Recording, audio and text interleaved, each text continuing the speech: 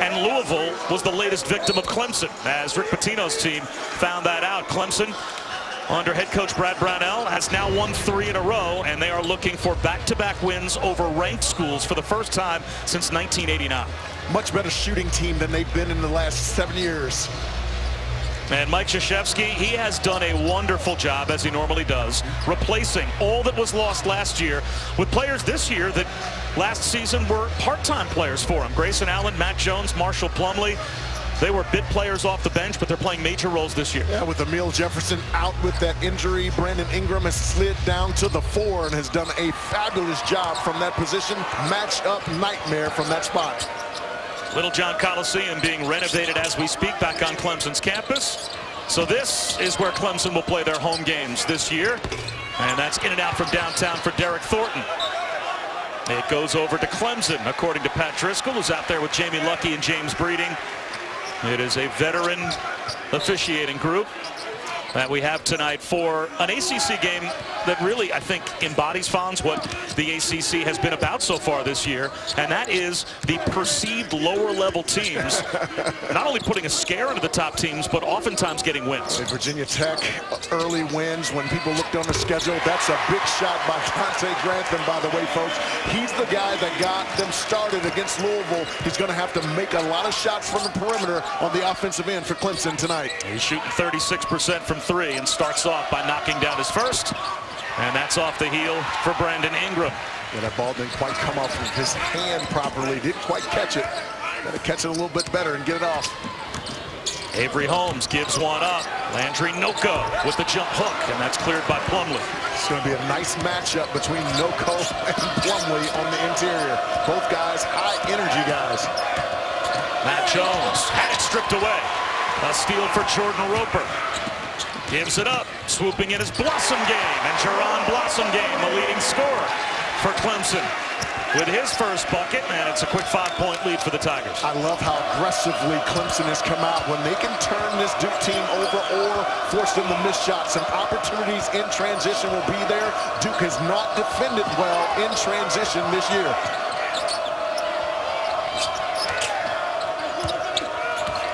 Thornton gives it up to the corner to Grayson Allen. Whips it right back to Thornton. Shot clock to 5. Allen with the reverse, and that gets Duke on the board. Grayson Allen again, averaging 20.5 per game. That's the major concern tonight for Brad Brownell's team, is they want to contend him and keep him out of the painted area. A little breakdown defensively there for Clemson. Noko muscles one up, in and out. Another rebound for Plumlee. That's 2 in a row now where he's got deep post position and not able to deliver. Thornton with a spin move, blocked by Noko. Blossom Game. Look for Noko on the cut, but Plumlee was there. Yeah, I thought Blossom Game should have taken that shot. He would have had Noko in proper rebounding position. Missed an opportunity there in transition.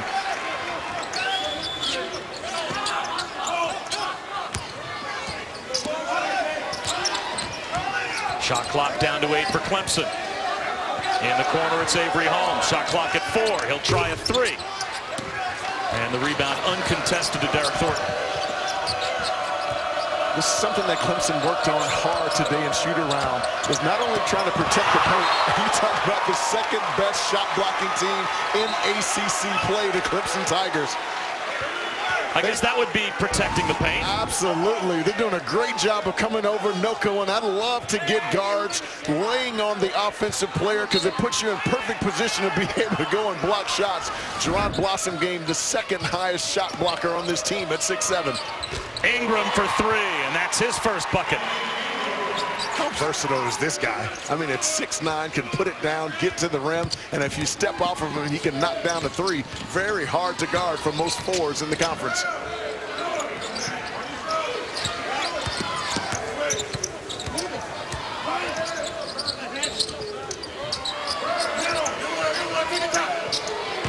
Blossom Game had it poked away, taken away by Matt Jones. A clean steal for the junior. Matt Jones is the best perimeter defender on this Duke team. When Blossom Game catches that basketball, he's got to make a quick move to the rack.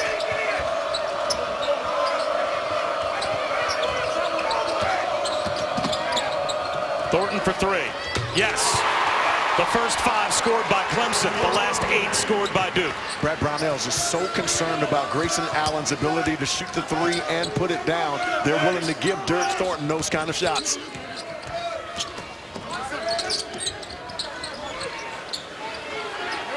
See how long it's taking him to make his move down there? And he comes up short. Blossom game, maybe second-guessing himself a bit in the post as a steal on one trip and a bad miss on the next. Nice backdoor cut to Allen. Gives it up to Plumlee. Beautiful basketball by Duke. And we talked about the dribble penetration. The dribble penetration forces guys to come over and help, and this is an exceptional passing team, Duke. You got to make sure that you're getting proper rotations on the weak side. Foul called on Jones on the push underneath, but ball movement by the Blue Devils results in a high percentage basket. Marshall Plumlee has been terrific at attacking the rack, sending it in there. Coors Wellness Arena. This is where Clemson will play all of their home games for this season. Next year it should be a special place. It will be a smaller, even more intimate, but maybe louder atmosphere at Littlejohn next season when Clemson goes back into their home building.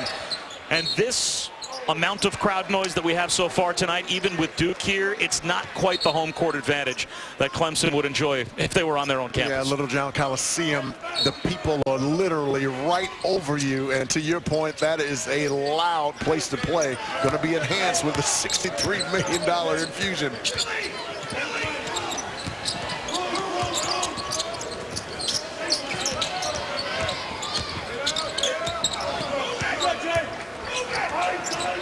Shot clock under 10 once again for Clemson. Leaning in and knocking down a long 2 is Jordan Roper. Or check that, Holmes. Yeah, Marshall Plumlee is not going to come out and big-time hedge on those ball screens, so the guards coming off have to be able to make shots once they get separation. It was nicely done there on the offensive end for Clemson. Moving screen set. Yeah, that's just one of those things where, as a big, you're going, guards, be still. Let me get over there and get set up first. Marshall Plumlee didn't get there early enough, but the guards have to recognize that and not come off that screen too early.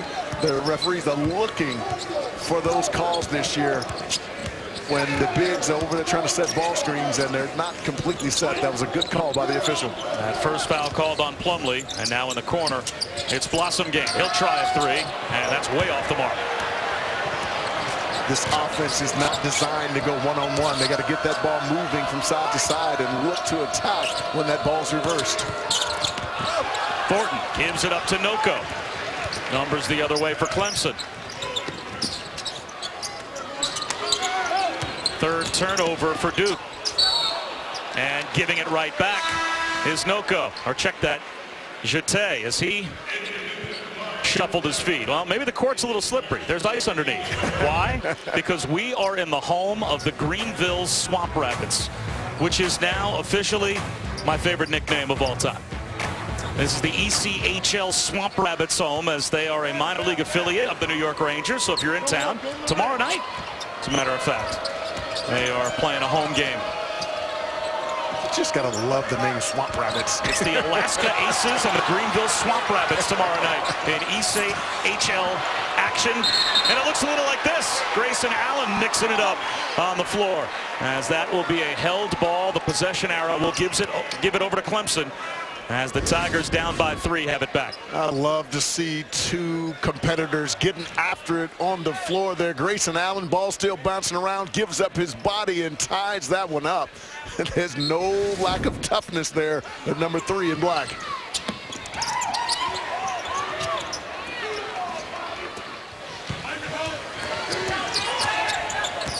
Grantham pulls up at the elbow. That line drive shot won't go. Ingram the rebound. Great story for Clemson here earlier. They've gotten some really good looks, 2 feet in the paint. They got some wide open jump shots and have not been able to knock them down. Plumlee finds Grayson Allen for 3. It was 5-0 Clemson to start the game. A 13-2 Duke run ever since. One of the goals of this game for Brad Brownell was to neutralize the impact of number 3 in black, Grayson Allen. They have not done that here early.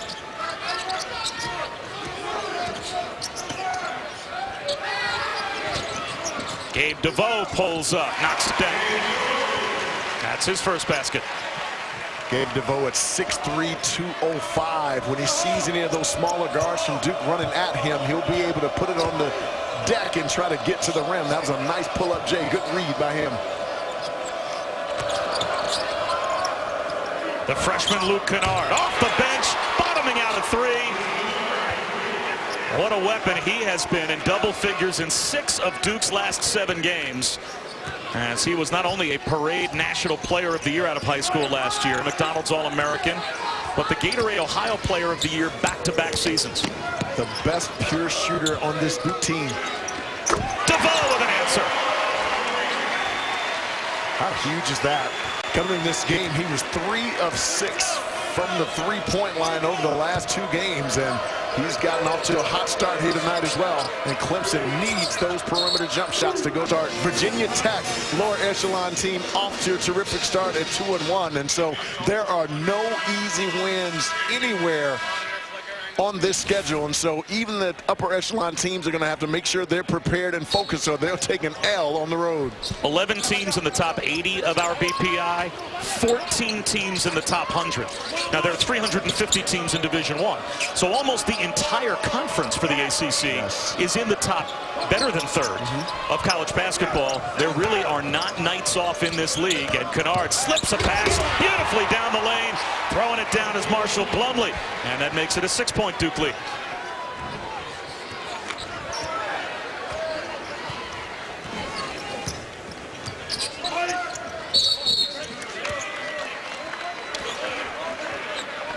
Well, you got a foul called against Clemson, so it'll go back over to Duke. Marshall does an excellent job on these dribble handoffs and these little ball screens of his, of diving hard to the front of the rim. His guard's eyes are always up and looking for him. The weak side has to step over and take the roll guy and force them to make another pass. Otherwise, Marshall Plumlee is going to light them up in the painted area at the rim. That foul on Landry Noko, his first.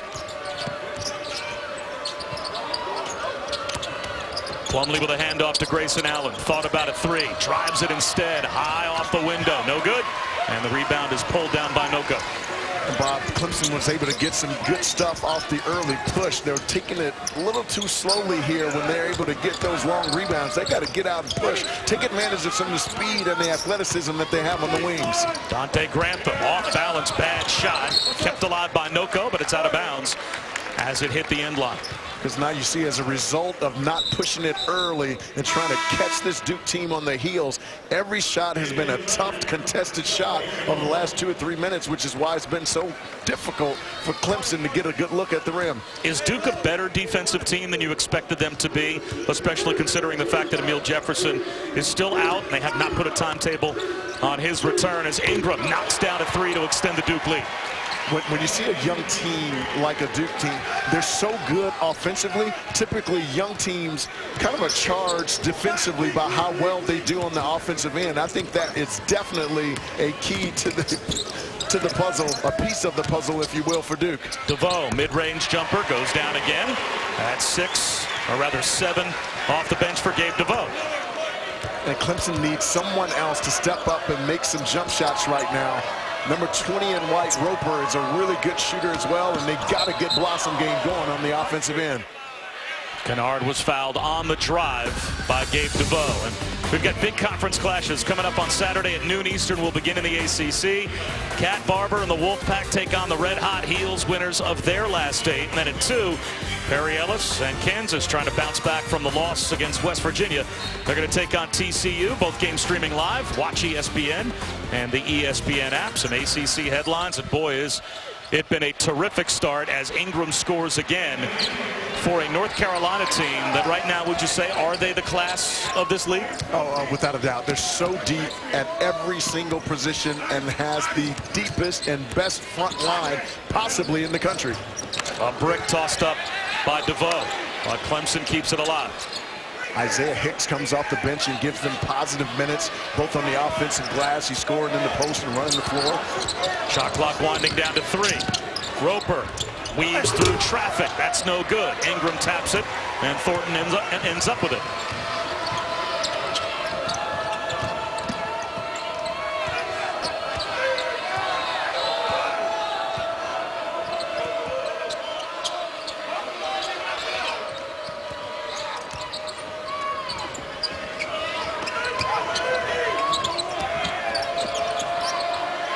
Ingram with 5 to shoot, creates some space. And that creation of the space, according to Jamie Luckey, was illegal.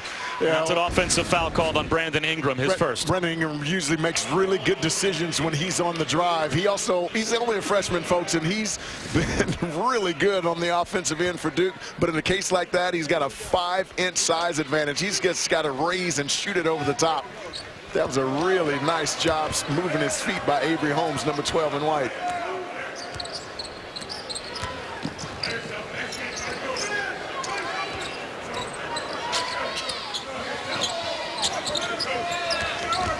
Blossom game. That's a foul called on Chase Jeter, who stepped in and is called for the block. Duke is doing a really nice job here early of making everything tough for Jerron Blossom Games, who is Clemson's leading scorer. Anytime he catches the basketball, there's 2 people around him crowding his area, so they're going to have to come up with some additional stuff to get him some good open looks on the offensive end. 4th team foul on Duke. Only 3 fouls so far on Clemson through the first 11.5 minutes. Roper picks up his dribble. Blossom game with the jump hook. Rolls in and out. Bob, how many times have we seen that for Clemson here on the offensive end early in this game? Kennard hits a 3. Red hot shooting from behind the arc for Duke. They missed their first 2, and they have responded with 6 consecutive made threes to open up a 12-point lead. Talking about a team that makes 8 threes per game in ACC play. Another foul called on Jeter in the lane as he was battling with Landry Noko for position. So that's the second on the freshman from Las Vegas. Not much you can do if you're Brad Brownell. If your team forces contested threes and the opposition with a hand in their face keeps on knocking them down. Coming up well short was Holmes. Gets his own miss. Blossom game down the lane. Gives it up to Noko. And that's what Jerron Blossom Game can do, because he's drawing so much attention on the offensive end for Duke. Those opportunities to make the extra pass and get some easy opportunities for his teammates will be there. Nicely executed on that possession.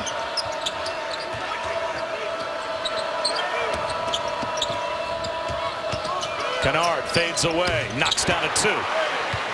He's got 8. I tell you, he's been so patient, Bob, since I saw him early in the season.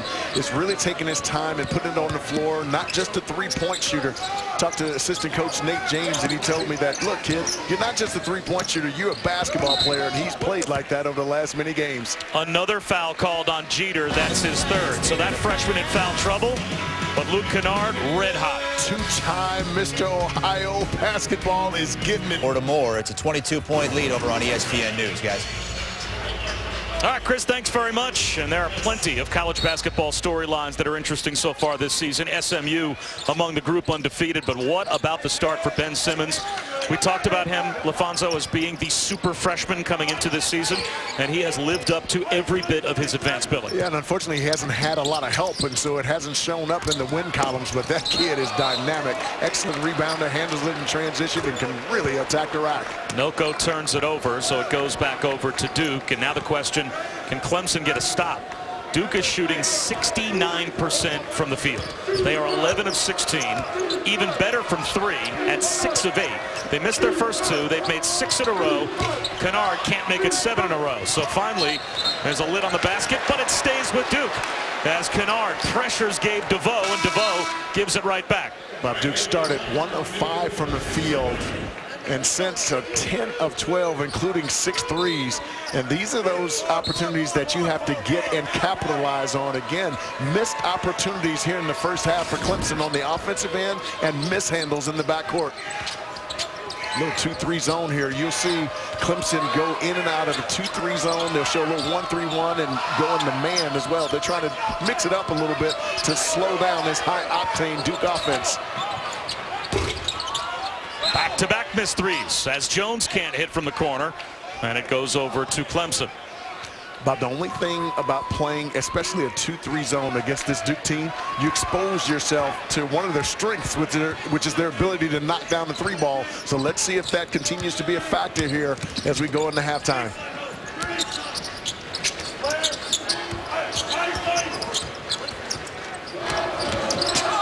Holmes leans in. Wild shot, but gets the roll. So the lead cut back down to 10 as Holmes now has 4. And it's back to that zone for Clemson. And you're right, it's odd. On the surface, I would be thinking for a team that's red hot from 3 to zone them, it might create even more 3-ball opportunities. As Thornton will drive with the left hand. That won't go. And Noko has the rebound. So what is Brad Brownell hoping for by zoning a team that's shooting lights out from 3? Just trying to mix it up a little bit and hope that their decision-making is not sharp and they were able to get a corner 3 wide open but missed it there. Blossom Game is fouled by Jones. So Jerron Blossom Game to the line. NBA Friday presented by State Farm on ESPN. The T-Wolves are in OKC for a test against the Thunder at 7 Eastern. That begins our doubleheader. And then it is LeBron and Harden. The Eastern Conference leading Cavs take on the Rockets at 9:30. Both games streaming live on Watch ESPN and the ESPN app. You think Kevin Durant, who's going to be a free agent this summer, goes back to OKC, or will we see him wearing some type of LA uniform? Speaking of KD, as Brandon Ingram checks back in, you were talking about that being a pretty fair comparison, at least where Brandon Ingram is in his development as a player right now and where Kevin Durant was when he was a freshman at Texas. Well, the versatility, very similar. The ability to shoot the deep ball. They both can handle it, both off rebounds and push it in transition. And what they both do, if they have a smaller guy, they go to the low post. Bigger guy, they take him out on the floor. 2 guys who could really put it in the coop. Shot clock down to 7. Allen gets the screen, double team. And that cross-court pass intercepted by Roper. Roper gives it up, and there's a hammer for Dante Grantham. And that gets the crowd into the game.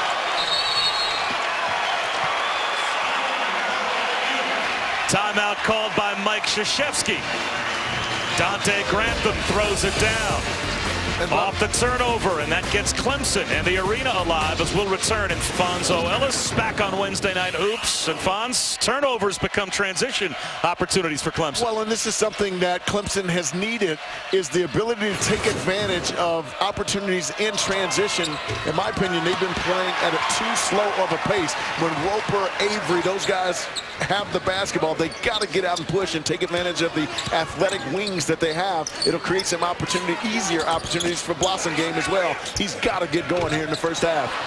In and out once again is Blossom Game, that time from the free throw line.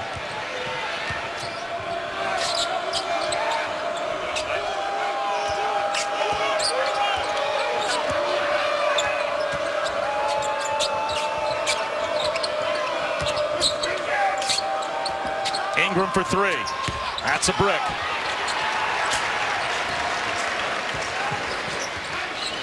At one point, Duke had made 6 consecutive threes. Now they've missed their last 5 field goal attempts.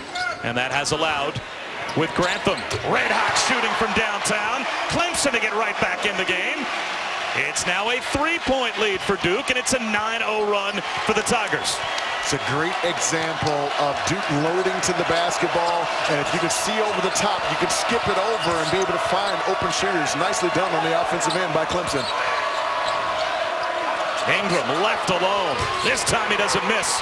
A deep 2 from just inside the arc. Yeah, slipped out of that little screen area, and he loves to run to that deep corner. Wow, he can score it in a variety of ways. 13 games in double figures now for Brandon Ingram.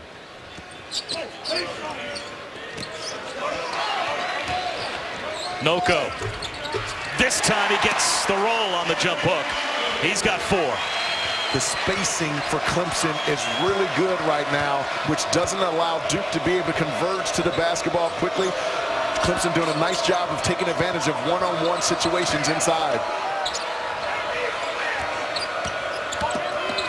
Ingram, how do you stop that? You yell help.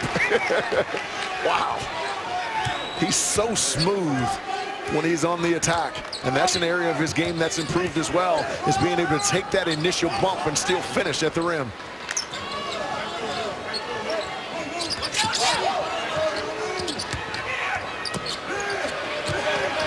Noko, that's his go-to move. But I was just going to say they've got something good going with Noko on the interior for the last 2 minutes and 10 seconds of this game. They should continue to throw it inside and force Duke to have to make a change defensively in their scheme.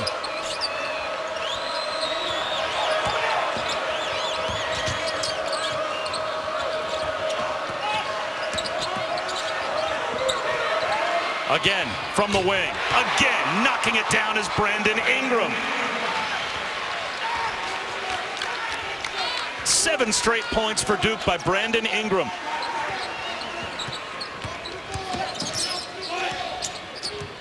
I'd go right back to Noko. He scored the last 2 times that he's had it down on the box.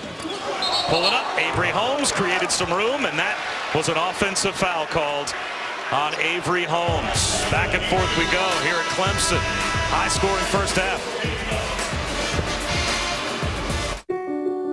Bob Wischusen in here with LaFonso Ellis. And Fonz, this has been a first half where both teams have shot the ball well. Normally, if you're Clemson, you're home and you're shooting 50% from the field, you would think, we'll take that. But Brad Brownell has seen his team allow Duke to shoot 58% from the field, including 7 of 12 from 3. Yeah, the ability to drive the basketball, get in the painted area, and draw has created some open opportunities on the weak side as we see a moving screen there. Called on Ingram. That's his second personal. And so when you're at home, particularly, you can't allow someone to come into your place and shoot as well as they have. But credit Duke, that's been their ability to attack and move the rock to get easy shots. And Brandon Ingram has been able to consistently attack the rim off the bounce. That's the 7th first half turnover for Duke. They only average 10 per game. Under 10 to shoot. Nice crossover by Grantham. Way short, though, from 3. And then a cheap foul picked up by Noko. Oh, check that. Sidi Shade is called for his first. They're fortunate there that they're not in the bonus. Clemson has done a really nice job in the first half of guarding without fouling.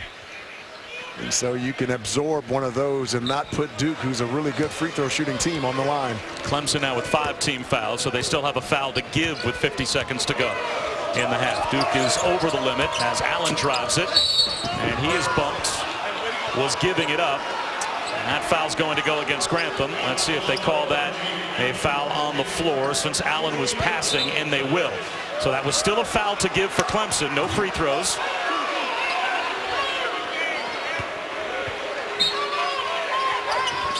Kennard can't leave him alone in the corner. That time, a gift for Clemson, though, as Kennard missed. This group on the floor, you got to get that basketball in the hands of Blossom Game. Try to get him something easy before halftime. Knocking it down, though, instead is Shate. That's his first 2. Improved 15-foot jump shooter. He couldn't make that shot last year, Bob.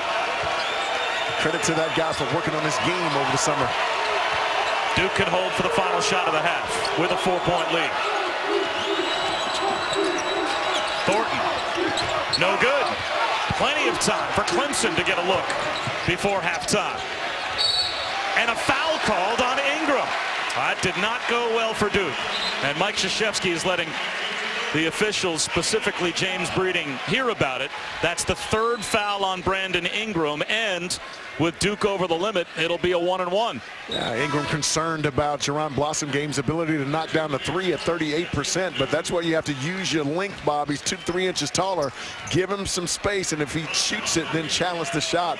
That was a tough foul by Brandon Ingram, who had an incredible first half with 15 points in the first half.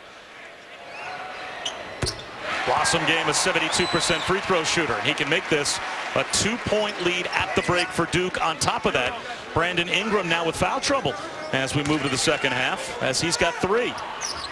And Blossom Game knocks them both down. 1.6 seconds to go before halftime. Here's Thornton. And they're going to wave that one off. So 3 fouls at halftime for Brandon Ingram, but also 15 points on the board for the freshman, who has been red hot over his last 9 games. We've got. He takes the initial bump and can finish over the top. He was spectacular in the first half with 15 points. Ingram picked up his third foul in the last moments of the first half. So we'll see how that plays into the second half. Now, does he play the type of game where you can isolate him? If you're Brad Brownell, you're going to try and call something early to go right at Ingram to see if you can get him to pick up his fourth. Well, I was going to say the same thing. Is they had a tough time in the first half, Clemson, of getting Blossom Game, their best player, involved in the offense. If Brandon Ingram is guarding Blossom Game on the offensive end, they have to get him the basketball, and I would go right at his chest trying to draw the fourth foul. Thornton got a three off the feed from Grayson Allen. So that's the second assist for Allen and the second triple for the freshman Derek Thornton. And it's a 5-point Duke lead. And now traveling is called on Jaron Blossom Game. That's the 7th Clemson turnover. At times you have to make sure that you secure that basketball and stick that pivot foot. Jaron Blossom Game playing a little hurried there, and I'm sure he's thinking, I didn't get enough touches in the first half, couldn't quite get it going, and I need to get going here in the second half. But he's got to settle down, let the game come to him. Jones to Plumlee, who fumbles it. Good hands by Avery Holmes. Grantham cruises in. Couldn't bank it home. At 6'8", I think Grantham has to dunk that basketball. Ingram no good from three. At times in the first half, Bob, you heard me saying Clemson needs to push that thing after missed shots, and they were able to get some good stuff. Here in the second half, they're playing a little bit too quickly. I like the initial push, but they have to be more intentional about making sure that they attack the rack and not taking bad shots nor turning it over. Wild shot won't go for Blossom Game, but an easy putback for Landry Noko on the weak side. He has 8. Landry Noko does that extremely well. When he sees his guy who's guarding him, in this case Plumlee, go and try to block a shot, he runs right to the front of the rim. Allen's pass deflected by Holmes, stolen by Noko. You talked about how crucial it would be for Clemson to keep Grayson Allen out of the paint. And they've done a really nice job of that so far tonight. Noko at the rim. What a find from Jordan Roper. Double figures for Noko for the 6th time this season.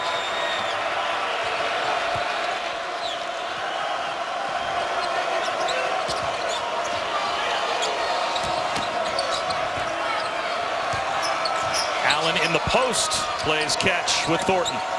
And now it's Ingram with the shot clock at 10. Jones for 3. Yes, Matt Jones holding off Clemson. It's a 4-point lead again. That's his first bucket. A terrific three-point shooter at 43% on the year. Traveling called as Avery Holmes lost his balance. That's exactly what Matt Jones does. He knocks down the 3 on the offensive end, but Coach K calls him the rock, and then he comes down on the defensive end, sees that Derek Thornton is under duress defensively, gets involved in that and forces a turnover for his Duke teammates. Jones fouled by Dante Grantham. That's his second. Well, the story of this game has been Duke's 3-point shooting. They are at 9 for 17, already a half a 3 better than their per game average. They average 8.5 threes per game, 3rd best in the ACC. Of course, you saw Luke Kennard on the bench. When they bring him in, your 3-point shooting gets even better. Yeah. It's a Duke team that averages over 88 points per game, 4th in the nation in scoring, and you can't score at that level unless you're knocking down threes, and they do in bunches. Yeah, and that's what happens when you play against this Duke team. You have to pick your poison. Are you going to allow them to dribble, penetrate, and get things at the rim, or are you going to allow them to take open shots? And that's what's been so great about this team, is they do both extremely well, and their spacing is absolutely terrific. Now, in spite of the fact that Duke has made 9 threes and they average 8.5 per game, that's also their 10th turnover, and they only average 10 turnovers per game. So Clemson has put enough pressure on them defensively to get the ball back often enough to stay right in it. But can they defend the 3-point line for the rest of this game? Grantham hunting his shot, comes up way short. Here's Ingram on a run out. And he'll get there, but that's not quite his game right now. He's got to get that basketball moving. That 3 won't go for Thornton. The guy that's been really quiet in this game has been Roper. Jordan Roper, number 20 in white. He's a guy that in the past has been instant offense for this Clemson team. He and Blossom game have to get involved in the offense. He has 5 assists, but he hasn't scored yet. Holmes for 3. In and out. Offensive rebound for Noko. Blossom game for 3. That won't go. There's Noko again.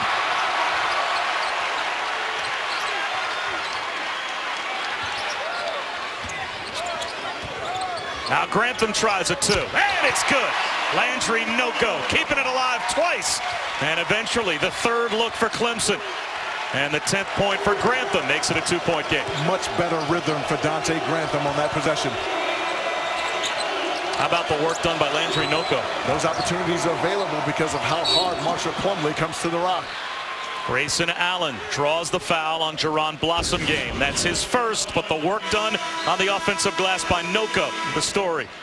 Noko relentless on the offensive glass, creating additional opportunities for his teammate Dante Grantham in rhythm and knocking it down. Team that lost last night at West Virginia. So those games streaming live on Watch ESPN and the ESPN app. Cat Barber, the only major conference player averaging 15 points, 5 rebounds, and 5 assists. When you're putting up numbers like that, you can absolutely get a win against a top 10 team. Yeah, Cat Barber has done a great job of working on his game. A guy who in the past was a guy who could beat you off the bounce and to the rim. Now he's added a 3-point and a mid-range game to his game. Nearly unstoppable on the offensive end. Luke Kennard has come back on for Duke for the first time here in the second half. And here he is thinking about a 3. That's deflected out of bounds with 13 to shoot by Jordan Roper. So we've got the number 9 team struggling on the road tonight here at Clemson. Last night, the number 8 team lost when Miami lost at Virginia. The number 3 team lost when Maryland lost at Michigan. And the number 1 team lost when Kansas lost at West Virginia. As now we've got a foul called at midcourt on Gabe DeVoe. That's his second. So 3 top 10 teams lost last night. And we've got a top 10 team right now in a 2-point game here on the road. Yeah, Kansas not handling the pressure of West Virginia well on the road. Too many turnovers. And West Virginia did a really nice job on the offensive end as well. Another foul called on DeVoe. Crowd doesn't like it, but he absolutely bumped Luke Kennard up against the sideline, so that's his 3rd. Got to be aggressive on the denial, but make sure you're not getting body on the guy who's receiving the basketball. That's the 4th Clemson team foul. Duke has yet to commit a foul in the second half. Allen for 3. Yes. Great trip for Duke. They draw 2 fouls, and Grayson Allen hits a 3 to make the lead 5 once again. A little double stack diagonal screens away, creating that open look for Grayson Allen. Noko over Plumlee, way off the mark. Plumlee did a really nice job on that possession of staying vertical and keeping him in his chest, not allowing Noko to get off the ground to get that hook shot over the top. This time a screen set by Plumlee was illegal. Folks, watch this, a little double diagonal here. And actually the top part of the diagonal dove at that time and created a little space. And Grayson Allen doesn't need a lot of space nor time to get that shot off. A really efficient jump shot for number 3 in black. How good has he been on the season? How good is Duke from 3? As you can see, almost 40% as a team so far this season. 53% tonight. That 3 is off the mark, but the back tap ends up with Ingram as Grantham couldn't hit from NBA range.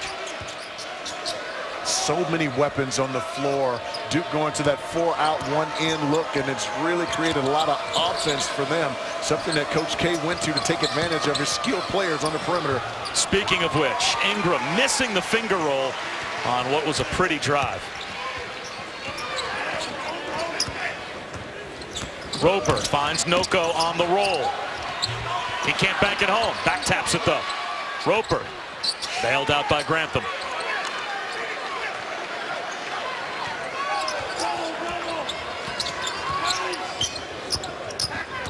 Roper goes at Plumlee. Lost it, found it again.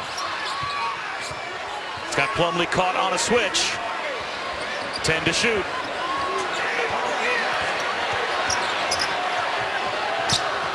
Roper underneath. Fouled by Ingram. Wow. That's his fourth. With 4 seconds on the shot clock, and Jordan Roper underneath the backboard. And Ingram doing a really nice job of recognizing that his teammate Plumlee's in trouble with a guard out there, but you got to put your foot on that line and stay still. Brandon Ingram picking up a 4th foul. That is huge for Duke. Well, Mike Krzyzewski talked about the fact that foul trouble could greatly impact his team. Against Wake Forest, they pulled one out of the fire with Grayson Allen and Brandon Ingram both in foul trouble. See, and this is where you got to get Blossomgame some touches. He'll have a mismatch inside with any of the smaller players on the floor for Clemson, for Duke. Noko, the jump hook.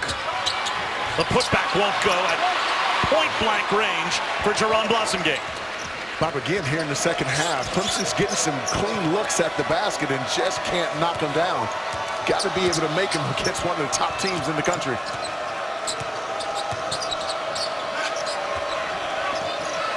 Kennard allows the flyby. In and out for 3. Tapped out of bounds, and it's out off of Marshall Plumlee.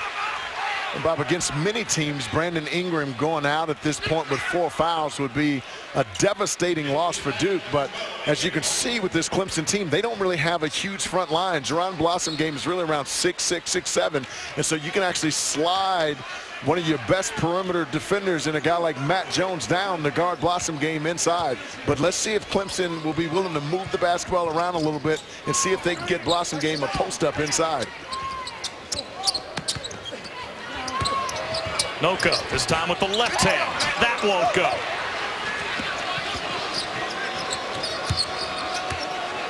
And Bob, the story in the second half for Clemson has just been missed opportunities from point-blank range. Well, every shot for Noko comes right at the front of the rim, and he is only 5 of 11 from the field. And a foul called. That will go against Plumlee. So we'll step aside. Clemson ball when we return. That's Plumlee's third.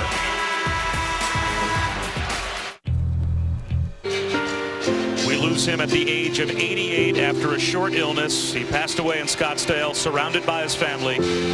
And if you were an early viewer of ESPN starting in 1979 at the launch of the network, if you turned on ESPN, you heard Jim Simpson. I mean, he was, for someone certainly my age, who grew up dreaming of being a broadcaster, a piece of your childhood passed away, because Jim Simpson for ESPN would call college football, college basketball, college baseball, tennis, including the Davis Cup, USFL, boxing, horse racing, golf, the Olympic Festival. I mean, he anchored SportsCenter.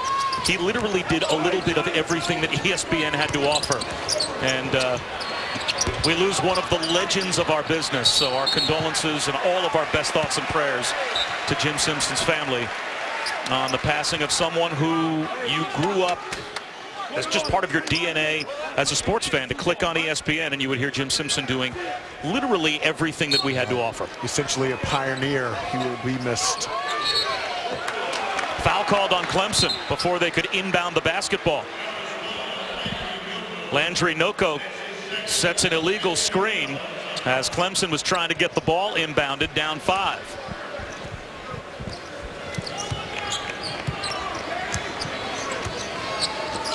Bob, you know, it's amazing that we've gone all throughout this game and Duke has yet to shoot a free throw. Thornton hits a 3. They have more than made up for their lack of production at the free throw line with their work behind the arc. And that's a shot that Coach Brad Brownell has been willing to give up to Derek Thornton because they didn't want Allen to get off to a quick start in this game. And you got to credit the freshman. He stepped up and made some big threes here for Duke. 33 of Duke's 46 have come from behind the arc. They've made 11 threes. They've only scored 13 points inside the arc. And now leading in and drawing a foul is Avery Holmes. That's Grayson Allen. That's his first. Yeah, and folks, and on this dribble drive, this is what they worked on in shoot around Clemson, is to take away the drive from Grayson Allen and to help in off Thornton. And that was a gamble that Coach Brownell was willing to take. And credit Derek Thornton. This kid has really stepped up and knocked down those three-point shots, and that's partly why Duke is up right now, 7 on the road.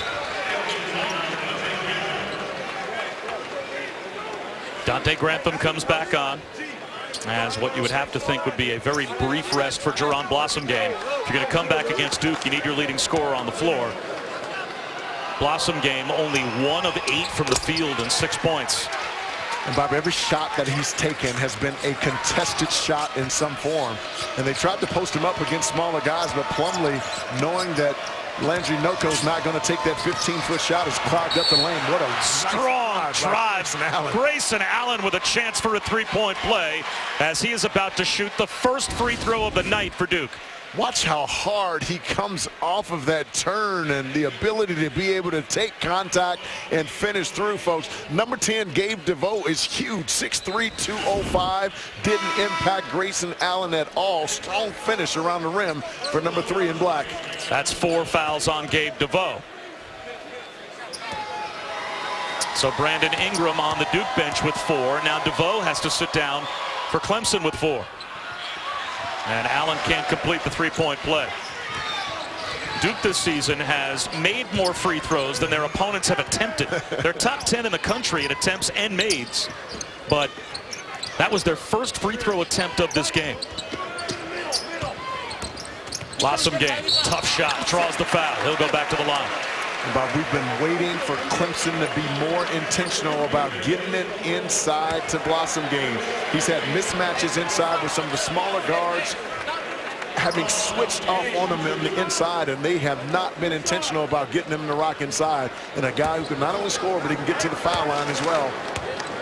Chase Jeter set to come back in for Duke as he will replace Marshall Plumlee, who now has 4.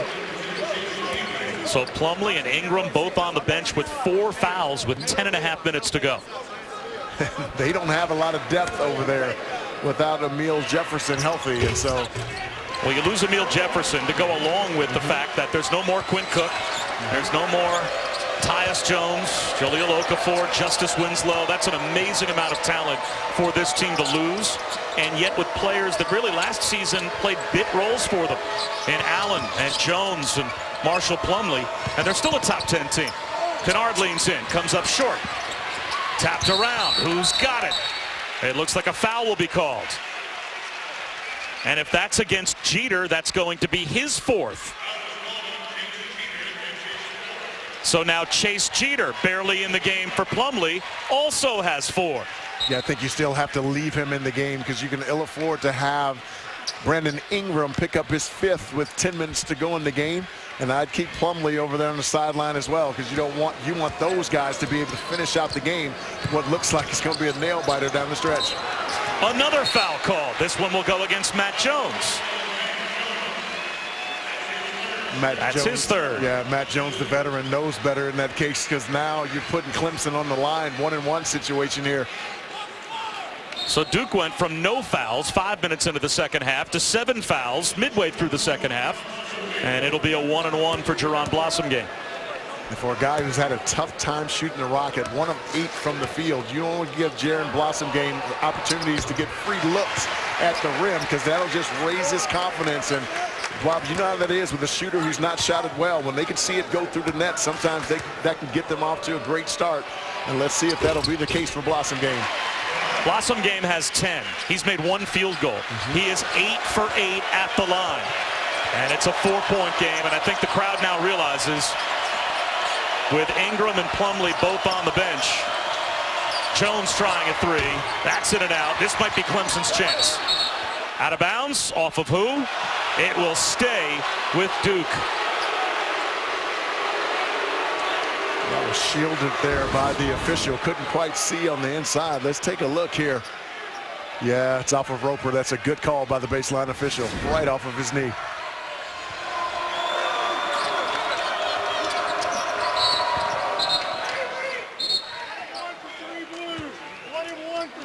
That's a foul on Blossomgame. A hold before Duke was able to inbound the ball, and that is now 17 fouls on Clemson. So now we'll shoot free throws the rest of the way. It's interesting how dependent both of these teams can be on shooting free throws and what role it might play down the stretch. Again, we talked about it. Duke came into tonight number 10 in America with 448 attempts and number 5 in America with 327 makes. Weaving his way to the bucket is Grantham, and he'll have a chance for a three-point play. And Bob, time and time again tonight, I talked about the early push from Clemson and what it creates on the offensive end against a Duke team sometimes that doesn't get back loaded up to the basketball. Dante Grantham doing a terrific job of jumping through, perfect angle on the glass, an opportunity for a three-point play here. That fouls out Chase Jeter. So Jeter's done. Plumlee has to come back in with 4. Brandon Ingram will stay on the bench for Mike Krzyzewski with 4. And again, back to free throws. Clemson made 32 free throws to Louisville's 11 in their win over the Cardinals on Sunday. So they basically won their game at the line. And now it's a one-point game. How important free throws might be for both teams in the last 9.5 minutes. And it looks like a timeout will be called by Mike Krzyzewski. A one-point game with 9.5 minutes to go here in Greenville.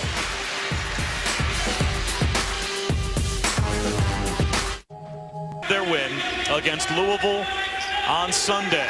If they were to win tonight against Duke, it would be the first time since they closed the 1989 regular season with their last 2 wins against Duke and Georgia Tech that they would be victorious in back-to-back games against ranked teams. And they haven't beaten a top 10 team since they beat Duke back in February of 2009.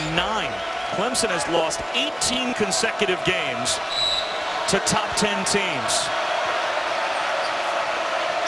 Duke has brought Brandon Ingram back in this game, and Brandon Ingram and Marshall Plumlee, folks, both have 4 fouls.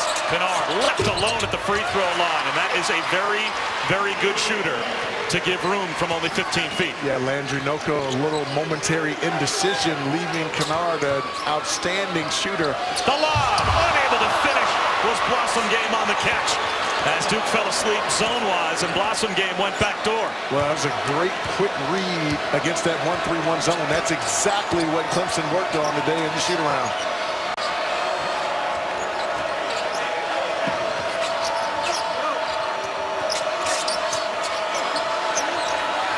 Kennard, nice head fake, gets in the lane, can't bank it home. Noko's got the rebound. Will Duke stay in that zone to try and protect Ingram and Plumlee? It's exactly what they're trying to do. I thought they'd go to the 2-3 to take away some of the gaps, but they've decided to go with this 1-3-1, which they've used at times throughout this year so far. What does it tell you about the athleticism of Ingram that he's the top of the 1-3-1? Well, usually you want your longest athletic guy out there in the front, and so that's a good move by Coach K. That 3 goes down. Dante Grantham ties it up with 8:15 to go.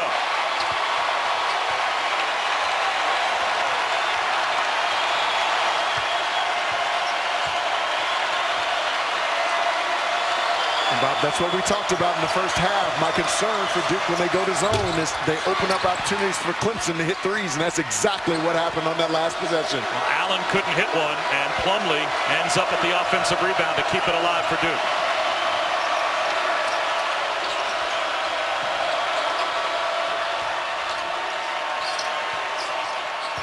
Kennard lost it, stripped away. Jordan Roper has it for Clemson. A chance for the Tigers to take the lead.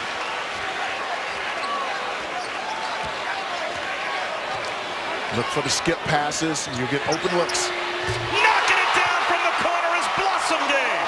Clemson has the lead for the first time since we were 2 minutes in.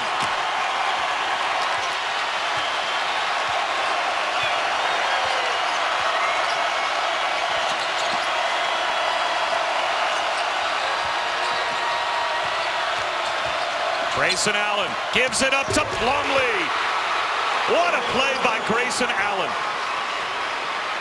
Grayson Allen on the dribble drive, picked up Noko, knowing that Plumlee was open on the other side. Nice little dish underneath him. Plumlee continues to finish with authority. And folks, that lob is available on the baseline if the back part of that defense falls asleep. Roper, mid-range jumper, in, out, and right back in again. That's the first field goal for Jordan Roper.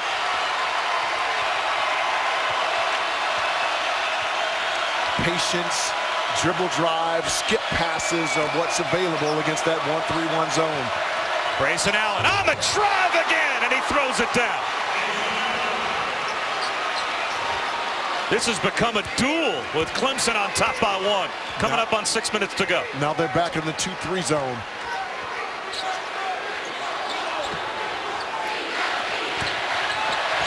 Noko wraps one around Plumlee, and Blossom Game gets the layup. What a beautiful seal inside by Landry Noko, creating that open opportunity. A nice little dish underneath as well. This is Grayson Allen time. He is fearless on the offensive end. A foul called on the cut against Avery Holmes. It is a duel, and it begins with Grayson Allen.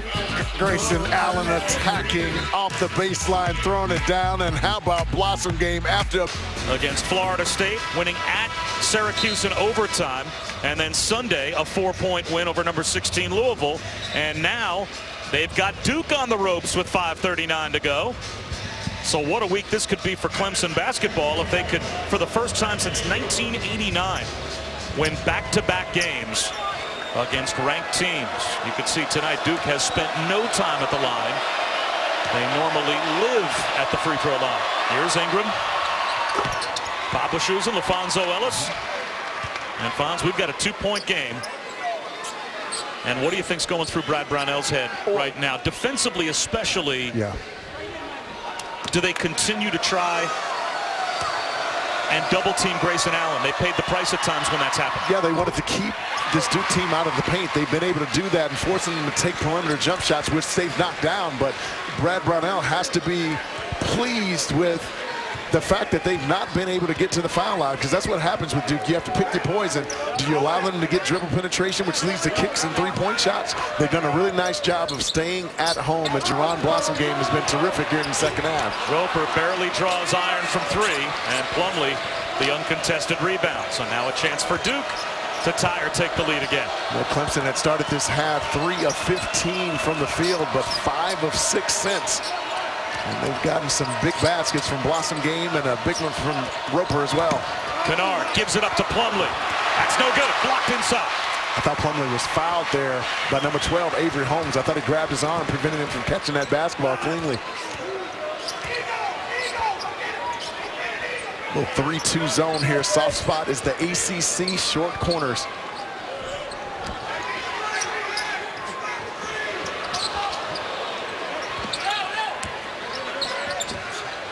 Grantham for three. Long rebound. Hauled in by Ingram. Couldn't ask for a better shot than that. Little skip pass, little touch the paint area, and a little kick. Dante Grantham slapping his hands in frustration, not being able to knock that open one down. Allen to Jones. In and out for three. Another good look for Matt Jones.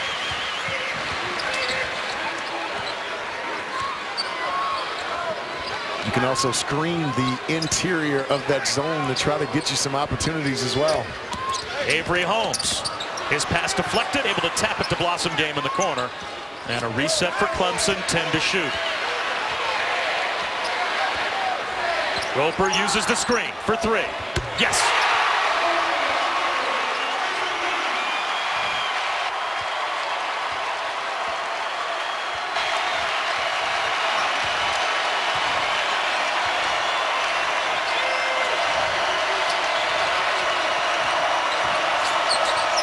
Grayson Allen, Brandon Ingram have to lead this team offensively. Ingram has it rejected inside by Noko.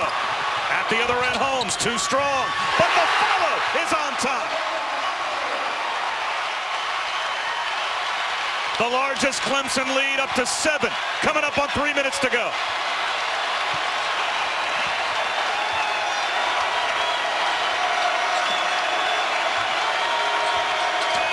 Allen shovels a pass off. Plumlee.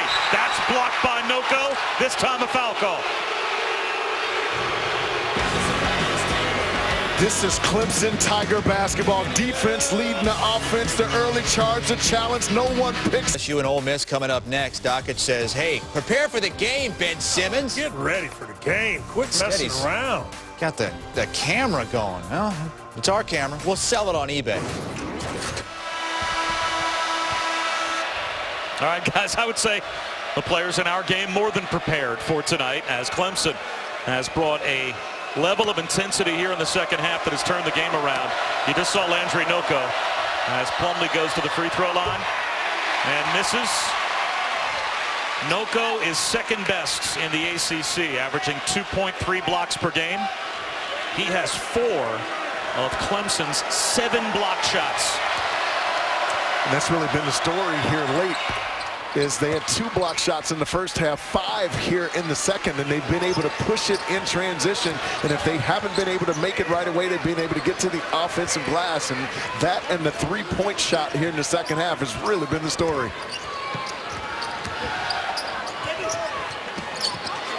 These are the 2 best shot blocking teams in the ACC. Duke is number 1 at 5.9 per game, and there is a swat by Plumlee. Got to make that wraparound pass. Noko's wide open on the other side. Kennard plays catch with Allen, and Allen knocks down a 3 from the corner. Cuts the lead in half. It's down to 3, and a timeout called by Mike Krzyzewski. What an unfun are those 2 guys late at night. They kept me from getting some sleep on many a nights. The full court pressure here for Duke. It'll be interesting to see if they drop back to zone or if they'll stay in man.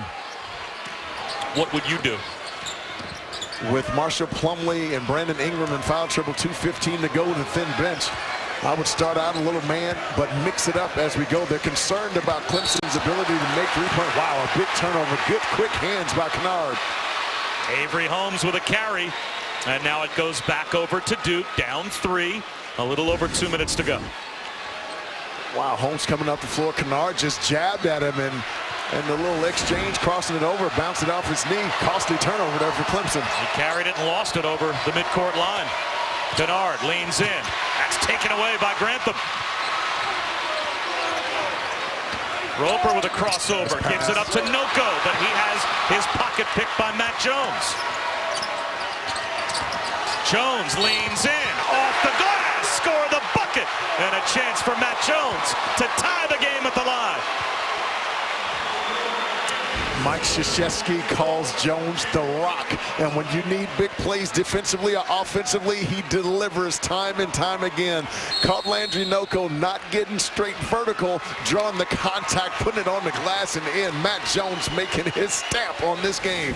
Brad Brownell calls a timeout, as now he has his own front court foul trouble to worry about. That's the 4th foul on Landry Noko. So you think now about how many different ways this game could go down the stretch. What happens if we go to overtime? You already have Chase Jeter out. You've got Marshall Plumlee with 4 fouls. You've got Ingram with 4 fouls. That's on the Duke side. Now you've got Noko with 4 fouls on the Clemson side. How would you play this last minute 45 or so from both coaches' standpoint? Well, again, the concern for Duke, if you play a little zone, Clemson all of a sudden is heated up from the 3-point line, and so you got to stick them and play man. Now you got to play contain.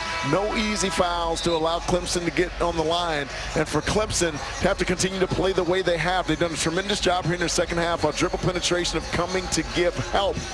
And so you just have to play it straight up. I wouldn't go zone here because you're too liable to get hit by a 3. Clemson's been hot and Duke has been hot. Clemson's been hot in the second half here. Duke's been hot all night long from the 3-point line. So I think man for both teams as we get down the stretch. Jones can't complete the 3-point play. A 75% free throw shooter leaves one at the line. Duke here in man. The ball screen by Noko and the dive has created some nice opportunities on the offensive end for Clemson. Blossom Game's got a little mismatch down low. He might be able to take him one-on-one. Shot clock to 5. Muscles his way into the lane. Noko, another offensive rebound.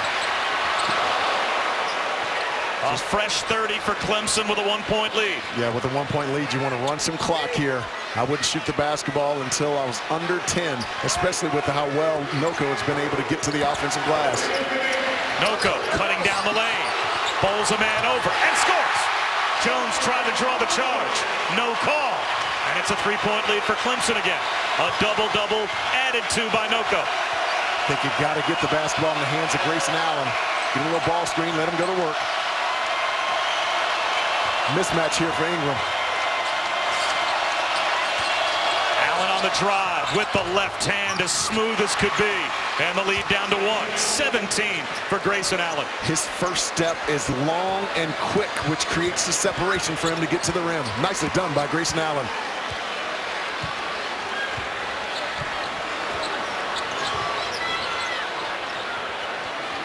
Even if they run the clock down, there's about a 5-second difference between the shot clock and the game clock. Roper gives it up. Throws it down. 13 seconds to go. Duke still has a timeout. Brad Brownell wants to call it from the Clemson bench, and he will.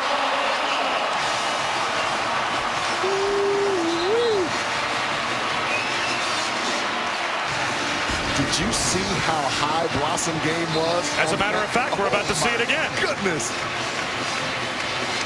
Wow. Roper doing a really nice job again of drawing Plumlee there. He goes away from John Blossom game, and he shows a little elevation, levitation. Clemson bench is loving it. All right, now you're Brad Brownell. 13 seconds to go. We had this conversation last week. Making the mental error of possibly fouling a three-point shooter in the act, rather than just grabbing him near midcourt and taking all mystery out of whether or not a shooter is shooting the basketball. Yeah, and you see what he's doing. He's putting a little full court pressure on, trying to get some time off of the clock here. Well, here we go. And so again, around 6 seconds, I would not let them get a three off, so they switched it there. Thornton to the corner. Jones for three. Air ball. Grayson Allen throws down Avery Holmes.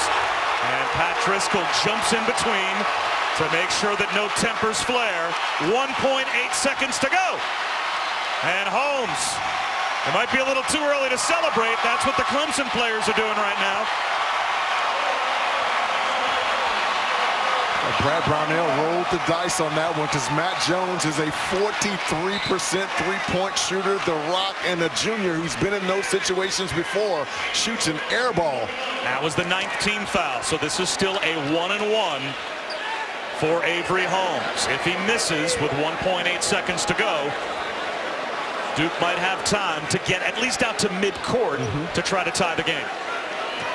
Well, this is where it would be so nice for the NCAA to adopt the NBA rule where you can advance the basketball, creates a little bit more drama for the fans.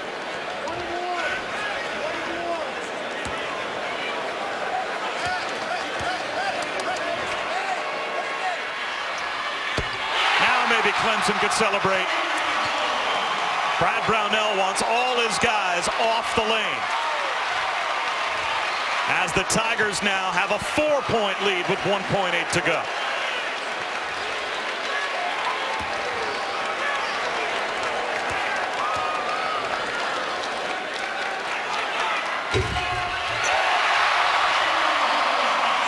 What a second half for Clemson. They win it by 5. And for the first time since 1989, the Tigers have taken down back-to-back ranked teams. What an excellent effort by Clemson. Able to knock down some big threes, get on the offensive glass, but I thought their defensive effort was what won them this game. 5 block shots here in the second half, and they were able to get out in transition and get some easy ones, keeping this Duke team off balance. Well done by the Clemson Tigers. It felt like here in the building, at least for a brief period of time, maybe even just the first half, there was a little football hangover as these Clemson Tiger fans still upset about the college football playoff national championship game. Well, a win over Duke, that certainly got them excited.